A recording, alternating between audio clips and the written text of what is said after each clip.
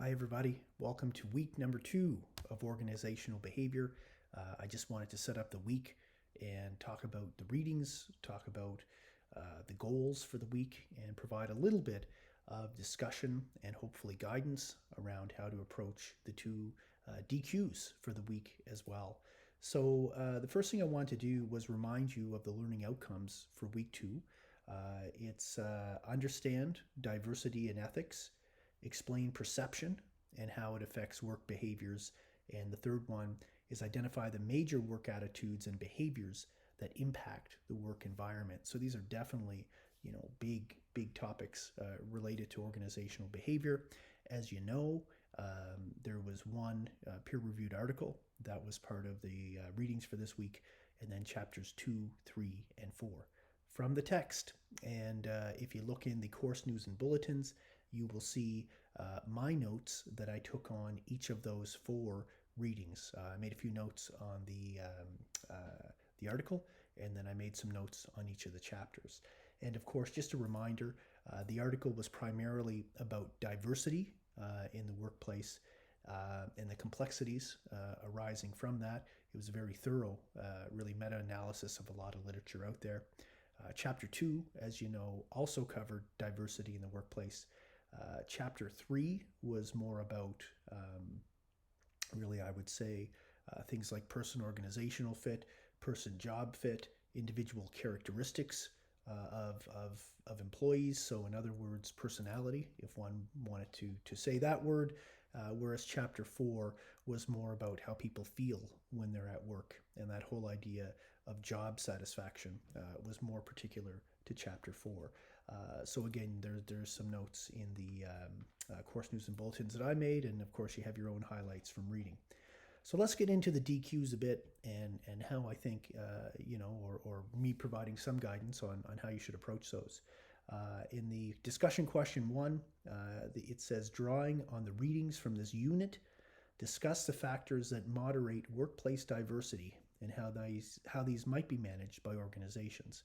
So certainly within the article, there's a lot on diversity. Chapter 2, in particular, from the book, focuses quite heavily on that and provides a lot of guidance on that particular topic. So what I would suggest to you is for DQ1, I would probably lean heavily on the article and as well as chapter 2 from the book. Again, try to draw on your own experiences, but also refer to those resources as you're thinking about those factors that in your experience, again, moderate workplace diversity. We know it's a complex phenomenon.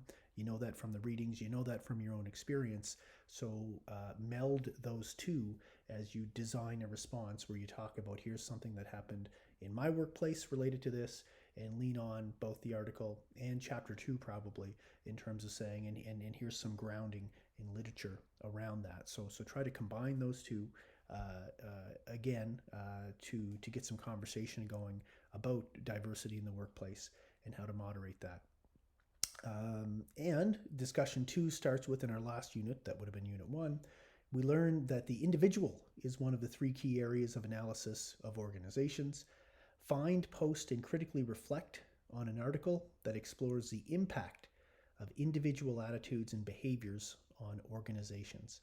So what I'm asking you to do here is to say, and really I would start by really reflecting on chapters 3 and 4, where from the book, a lot of chapters 3 and 4 talked about things like workplace satisfaction, talked about things like personality and what impact that may or may not have in the workplace. Find one external reading around some area. So there's many pieces of chapters 3 and 4 that you could focus on. Perhaps you're particularly interested, and I'll just provide an example here, on organizational commitment. Maybe that's something that resonated with you. One piece that really resonated with me was on organizational citizenship behaviors. That idea that they're voluntary behaviors and employees perform to help others and benefit the organization. I call it discretionary effort, but I guess you could also call it organizational citizenship behaviors. So pick one particular piece from chapter 3 and 4 that resonated with you, and then find one external reading and again meld those.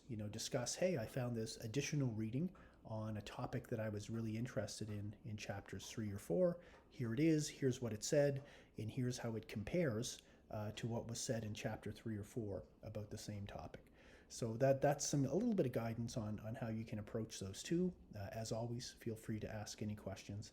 I hope you enjoyed the readings for the week, and I look forward to participating with you in the discussion forums during week 2. Thanks.